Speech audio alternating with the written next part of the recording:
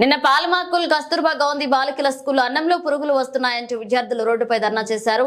TV social మీడియాలో వచ్చిన వార్తలను చూసి వచ్చాం అన్న మాజీ మంత్రులు సబితాంద్ర రెడ్డి, హరీష్ రావు, రాష్ట్ర ముఖ్యమంత్రి రేవంత్ రెడ్డి విద్యాశాఖ మంత్రిగా ఉన్నారు. ఇక విద్యార్థులు సరైన మౌలిక సౌకర్యాలను కల్పించడంలో విఫలమైందని మాజీ మంత్రులు ఎద్దేవా చేశారు.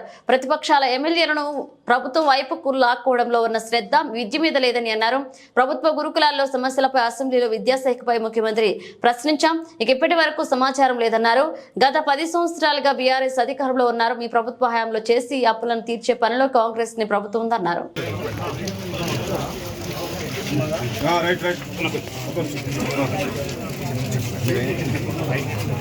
అందరికీ నమస్కారం. ఈరోజు గౌరవనీయులు మాజీ మంత్రి హరీష్ రావు గారితో పాటు ఇక్కడికి విజిట్ చేయడం జరిగింది. నిన్న టీవీలలో కానీ ప్రసార మాధ్యమాల్లో కానీ పాల్మాకుల్ కస్తూర్బా గురుకుల పాఠశాలలో పిల్లల ఆవేదన ఏదైతే ఉందో చూసిన సందర్భంలో వాళ్ళ దగ్గరికి వచ్చి అసలు ఏంటి బాధ అని కనుక్కోవడం జరిగింది. ఇప్పుడే పేరెంట్స్ మాట్లాడుతూ ఒక మాట చెప్తున్నారు, హాస్టల్స్ బాగున్నాయి, పిల్లలు బాగా చదువు చెప్తున్నారు, కేసీఆర్ గారి నాయకత్వంలోనే అప్పుడు మేమందరం ఆలోచించి ఇక్కడ వేస్తున్నాము. లాస్ట్ ఇయర్ వరకు లేని సమస్యలు ఇప్పుడు ఎందుకు ఉత్పన్నం అవుతున్నాయమ్మా అని అడుగుతున్నారు. ఇదే మేము కూడా అడగదలుచుకున్నాం. ఎందుకంటే ఈరోజు ఇక్కడ పిల్లలందరినీ అడుగుతూ ఉంటాం, వాళ్ళు చెప్తున్న మాటలు వింటుంటే ఫుడ్ బాగాలేదని, అన్నంలో బియ్యం వస్తాయని, పప్పులో రాళ్ళు వస్తాయని, అడిగితే గట్టిగా అడిగితే కొట్టేస్తున్నారని, ఇవన్నీ వాళ్ళు చెప్తున్న సందర్భంలో అన్నిటికన్నా ముఖ్యంగా తల్లిదండ్రులను కూడా కామెంట్ చేస్తుందని మాట్లాడుతూ ఆ పిల్లలు ఏడుస్తారు. పాలమాకుల కస్తూర్బా పాఠశాలలో పిల్లలందరూ రోడ్డు మీదకి ఎక్కి తమ ఆవేదన వెలిపిస్తూ ఉంటే టీవీల్లో సోషల్ మీడియా మాధ్యమాల్లో చూసి నేను, సబితక్క గారు, మా స్థానిక నాయకులు నిజంగా పిల్లల బాధ తెలుసుకోవాలని చెప్పి ఇక్కడ రావడం జరిగింది. ఆ పిల్లలు అసలు వాళ్ళ కళ్ళల్లో నీళ్లు కారిపోతూ ఉన్నాయి, ఏడ్చేస్తున్నారు, దుఃఖాన్ని ఆపుకోలేకపోతున్నారు. పిల్లలు భయంతో వణికిపోతూ ఉన్నారు. మళ్ళీ మీరు పోయిన తర్వాత మమ్మల్ని కొడతారేమో, మమ్మల్ని ఇప్పటికే విపరీతంగా మరి కర్రలు విరిగిపోయేటట్టు కొడుతున్నారని చెప్పి పిల్లలు ఏడ్చుకుంటూ ఈరోజు చెప్పడం జరిగింది. అంటే ఈరోజు నిజంగా ఆ పిల్లల పరిస్థితి చూస్తుంటే మాకు కూడా కళ్ళల్లో నీళ్ళు ఆగడం లేదు. అన్నంలో పురుగులు వస్తూ ఉన్నాయి, పప్పులో పురుగులు వస్తూ ఉన్నాయి, సాంబార్ నీళ్లు లాగా ఉన్నది. అసలు పురుగులు వస్తున్నాయి సార్ అంటే పురుగులు తీసేసి తినండి అని మమ్మల్ని కొడతా ఉన్నారని ఆ పిల్లలు తమ బాధను వెలుబుచ్చుతూ ఉన్నారు. పాఠాలు సరిగా చెప్పడం లేదు, అందరూ గైడ్లు పెట్టుకొని పరీక్ష రాయమంటున్నారు. అటు విద్య లేదు, ఇటు భోజనము లేదు, కనీస సౌకర్యాలు కూడా లేవని చెప్పి పిల్లలు చాలా బాధపడుతూ ఉన్నారు. 6వ తరగతి పిల్లల్ని అడిగితే ఒక జత బట్టలు మాత్రమే ఇచ్చారు, ఇంకా 2వ జత బట్టలు రానే లేదు అని చెప్పి 6వ తరగతి పిల్లలు చెప్తా ఉన్నారు. బుక్స్ కూడా పార్ట్ 1 పార్ట్ 2లో ఒకరికి పార్ట్ 1 ఇచ్చి ఇంకొకరికి పార్ట్ 2 ఇచ్చి ఇద్దరు కలిపి చదువుకోండి అంటున్నారు. పూర్తిగా పుస్తకాలు కూడా పిల్లలకు అందినటువంటి పరిస్థితి లేదు. బట్టలు రావు, పుస్తకాలు రావు, కడుపు నిండా భోజనం పెట్టే పరిస్థితి లేదు. ఇలా గతంలో కేసీఆర్ గారు సన్న బియ్యంతో కడుపు నిండా అన్నం పెడితే ఇవాళ గొడ్డు కారం పెడుతున్నారు. మీరు ప్రతిరోజు కోడిగుడ్డు ఇచ్చే మెనూను పెడితే వారంకు 2 రోజులు మాత్రమే కోడిగుడ్లు ఇస్తున్నారు. అది కూడా ఆ కోడిగుడ్డు కూడా నీళ్లు వాసన వస్తుంది, మేము తినలేకపోతున్నాం అని చెప్పి పిల్లలు చాలా బాధపడుతున్నటువంటి పరిస్థితి ఉంది. అంటే ఈ ప్రభుత్వం వచ్చిన తర్వాత గురుకులాలను, ముఖ్యంగా కస్తూర్బా పాఠశాలల్ని, ఎస్సీ ఎస్టీ బీసీ మైనార్టీ పాఠశాలల్ని నిర్లక్ష్యం చేస్తూ ఉన్నారు. ఇవాళ మనం రోజు పత్రికల్లో చదువుతూ ఉన్నాం, చాలా చోట్ల కూడా విష ఆహారం తిని పిల్లలు ఆసుపత్రుల పాలవుతున్నారు. దాదాపు 500 మంది పిల్లలు ఈ రెసిడెన్షియల్ స్కూళ్ళలో చదివే పిల్లలు ఆసుపత్రుల పాలయ్యారు. 38 మంది పిల్లలు ఇప్పటి వరకు రాష్ట్రంలో చనిపోయినారు. ఒకవైపు పాము కాట్లు, ఇంకొక వైపు ఎలుకలు కొరుకుతూ ఉన్నాయి. అంటే ప్రభుత్వానికి గాలి వదిలేస్తున్నారు. అసలు విద్యాశాఖను మొత్తం స్కూల్స్ని అన్నింటినీ కూడా గాలి వదిలేస్తున్నారు. ఎవరు ఏం అడిగినా కూడా పట్టించుకునే స్థితిలో ఈ ప్రభుత్వం లేదని స్పష్టంగా అర్థమవుతుంది. ముఖ్యమంత్రి గారు రేవంత్ రెడ్డి గారు మాట్లాడుతున్నప్పుడు ప్రతిసారి చెప్తుంటారు కేసీఆర్ గారు నిశాన చెప్పేస్తున్నారు. గురుకులము అనగానే కేసీఆర్ గారు నిశాన కనిపిస్తున్నట్టుంది. బట్ అన్నింటినీ ఏదో రకంగా ఇబ్బంది పెట్టాలి పిల్లల్ని అనే ఆలోచన చేస్తున్నట్టు స్పష్టంగా కనిపిస్తూ ఉంది. నిజంగానే ఇప్పటికైనా ఒక్కసారైనా ఈ ముఖ్యమంత్రి గారు, ఈ ప్రభుత్వంలో ఉన్న పెద్దలు ఎవరైనా కూడా కనీసం హాస్టల్స్లో ఇది జరుగుతుందని మేము అసెంబ్లీలో మెన్షన్ చేసినా కూడా ఇప్పటివరకు స్పందించి రివ్యూ చేసిన సందర్భం ఇప్పటివరకు మేము చూడలేదు. కనీసం రివ్యూ చేసి ఒక డైరెక్షన్ ఇచ్చున్నాం, ఇబ్బంది కలగకూడదని చెప్తున్నాం అనే ఆలోచన ఇప్పటివరకు వినలేదు.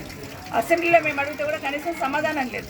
ఎందుకంటే అసెంబ్లీలో కూడా అడిగినాం, ఇట్లా జరుగుతుంది గురుకులాలలో, హాస్టల్స్లో ఇట్లా జరుగుతూ ఉంది, దయచేసి స్పందించండి అని ప్రభుత్వాన్ని అడిగితే నిమ్మకు నీరెత్తినట్టున్నారు. పిల్లలే పసికూనలు అన్యం పుణ్యం తెలియని వాళ్ళు రోడ్డు మీదకి వచ్చారంటే ఎంత బాధ ఉంటే వాళ్ళు రోడ్డు మీదకి వచ్చి ఉంటారు. దయచేసి అర్థం చేసుకోమని కోరుతా ఉన్నాను. ఇప్పటికైనా ఈ ప్రభుత్వం కళ్ళు తెచ్చి విద్యాశాఖ మీద దృష్టి పెట్టి పేద పిల్లలే హాస్టల్స్కి వస్తారు, పేద పిల్లలే గవర్నమెంట్ స్కూల్స్కి వస్తారు, దాని మీద దృష్టి పెట్టి చర్య తీసుకోవాలని కోరుతా ఉన్నాను. ఖచ్చితంగా కలెక్టర్ గారు నిజంగానే పిల్లలు రోడ్డు మీదకి వచ్చిందంటే ఇమీడియట్గా కలెక్టర్ గారు ఇక్కడ అటెండ్ అయ్యి చూడాల్సిన సందర్భం. కానీ వాళ్ళకు కూడా ఇటు పక్క తిరిగి చూసే తీరిక లేకుండా అయిపోయింది. ఎవరు కూడా ఇక్కడికి వచ్చి చూసిన సందర్భం లేదు. ఇప్పటికైనా ఈ ప్రభుత్వం మేల్కొని, ఎందుకంటే చాలా మాటలు చెప్పినారు. గతంలో ప్రతిపక్షంలో ఉన్నప్పుడు కేసీఆర్ గారు ముఖ్యమంత్రి ఉన్నప్పుడు గవర్నమెంట్ స్కూల్స్ అన్ని క్లోజ్ చేస్తున్నారని, లేకపోతే హాస్టల్స్లో ఇబ్బంది ఉందని పెద్ద గొంతెత్తి మాట్లాడున్నారు. 3000 స్కూల్స్ క్లోజ్ అయినాయి, గవర్నమెంట్ స్కూల్స్ అనేది ఆ రోజు టీఆర్ఎస్ ప్రభుత్వం నింద మోపినారు. కానీ ఈరోజు చూస్తూ ఉంటే మేము అడిగిన సందర్భంలో అసెంబ్లీలో అడిగితే కూడా సమాధానం లేదు. మరి 3000 స్కూల్స్ ఎక్కడెక్కడ క్లోజ్ అయినాయి చూపించమంటే చూపిస్తలేదు. కానీ ఈ ప్రభుత్వం వచ్చిన తర్వాత 8 నెలల్లో మాకు వచ్చిన ఇన్ఫర్మేషన్ ప్రకారం దాదాపుగా 700 నుండి 800 స్కూల్స్ క్లోజ్ చేస్తున్నారు. టీచర్స్ లేక, నిన్నగాక మొన్న కొడంగల్లోనే టీచర్స్ లేక స్కూల్ క్లోజ్ చేసిందని పేపర్లో వచ్చింది. ముఖ్యమంత్రిగా నియోజకవర్గం స్కూళ్ళు క్లోజ్ అయిందని వచ్చింది. ఆదిలాబాద్ జిల్లాలో ఒక చిన్న ఇన్ఫర్మేషన్ తెచ్చుకుంటే 43 స్కూల్స్ ఈ సంవత్సరం క్లోజ్ చేస్తున్నారు. నిజంగానే సంగారెడ్డిలో చూస్తున్నాం. సంగారెడ్డిలో చూస్తే 1200 పైచలకు స్కూళ్ళలో 100 పైచలకు టీచర్ల పోస్టులు ఖాళీ ఉన్నాయి. కనీసం టీచర్ పోస్టులు ఖాళీ ఉన్నప్పుడు పక్కన ఎక్కువ ఉండే టీచర్స్ నుండి ఇక్కడ డిప్యుటేషన్ మీద ఇచ్చి రన్ చేయాల్సిన సందర్భం ఉంటుంది. కానీ అటుపక్క దృష్టి పెట్టట్లేదు. ఈరోజు పిల్లలు ఇవి ఇబ్బందులే కాదు, చాలా హాస్టల్స్లలో నిన్న 2 days బ్యాక్ చూసినాం ఎలుకలు కొరుకుతున్నాయండి. గతంలో చూస్తున్నాం రామాయంపేటలో ఎలుకలు కొరికిన సందర్భం చూస్తున్నాం, మాట్లాడున్నాం. ఈ ప్రభుత్వం నుండి స్పందన లేదు. నిన్నగాక మొన్న నల్గొండలో కూడా హాస్టల్లో ఎలుకలు కొరుకుతున్నాయన్న స్పందన లేదు. ఈరోజు పాల్మాకుల పిల్లలు రోడ్డుపైకి వచ్చినారు. కనీసం పేద బిడ్డలు ఇక్కడ చదువుతూ ఉంటారు, వాళ్ళ విద్య పట్ల, వాళ్ళ భద్రత పట్ల, వాళ్ళ ఆరోగ్యం పట్ల ఇవన్నీ చూడాలని ఆలోచన ఈ ప్రభుత్వానికి లేదు. ఇప్పటికైనా మేల్కొని ఈ ప్రభుత్వం చర్యలు తీసుకోవాలని డిమాండ్ చేస్తున్నాం. లేదు, ఇలా ఆందోళనకరమైనటువంటి పరిస్థితులు రాష్ట్రంలో ఉన్నాయి. ఇప్పటికైనా ముఖ్యమంత్రి గారు మొద్దు నిద్రలు ఇవ్వండి, కళ్ళు తెరవండి, వీటి మీద రివ్యూ చేయండి. దయచేసి పిల్లలకు మంచి భోజనం అందే విధంగా, మంచి విద్య అందే విధంగా, బట్టలు అందే విధంగా, పెండింగ్ బిల్లులు క్లియర్ చేసే విధంగా తక్షణమే చర్యలు తీసుకోవాలని చెప్పి ఈరోజు మేము డిమాండ్ చేస్తూ ఉన్నాం. ఇదేం పద్ధతి నాకు అర్థం కాదు. సన్నబియ్యం అన్నారు, సన్నబియ్యం కాదు కదా. పిల్లలు ఏ క్లాస్లో పోయి అడిగినా పురుగులు వస్తున్నాయి సార్, మేము అన్నం తినలేకపోతున్నాము అని పిల్లలు బాధపడుతూ ఉన్నారు. రివ్యూ చేయండి, మంచి నాణ్యమైన బియ్యం ఇవ్వండి, కడుపు నిండా భోజనం పెట్టాలని. దయచేసి పాలమాకుల ఈ కస్తూర్బా పాఠశాల మీద తక్షణమే ప్రభుత్వం స్పందించి చర్యలు తీసుకోవాలని. ఉపాధ్యాయులను బదిలీ చేయకపోతే పిల్లలు భయపడతా ఉన్నారు. మేము మా ఫోన్ నెంబర్లు కూడా ఇచ్చాం, సవితక్క నెంబర్ కూడా ఇచ్చాం. ఆడపిల్లలు పాపం వాళ్ళు 10th క్లాస్ స్టూడెంట్స్ కూడా విపరీతంగా కొడుతున్నారట, తల్లిదండ్రులకు చెప్పొద్దని కూడా బెదిరిస్తున్నారట. ఇది మంచి పద్ధతి కాదు, మార్చుకోవాలని. ప్రభుత్వం రివ్యూ చేయకపోవడం వల్ల, కలెక్టర్లు పట్టించుకోకపోవడం వల్ల ఈ రకమైన పరిస్థితి వచ్చింది.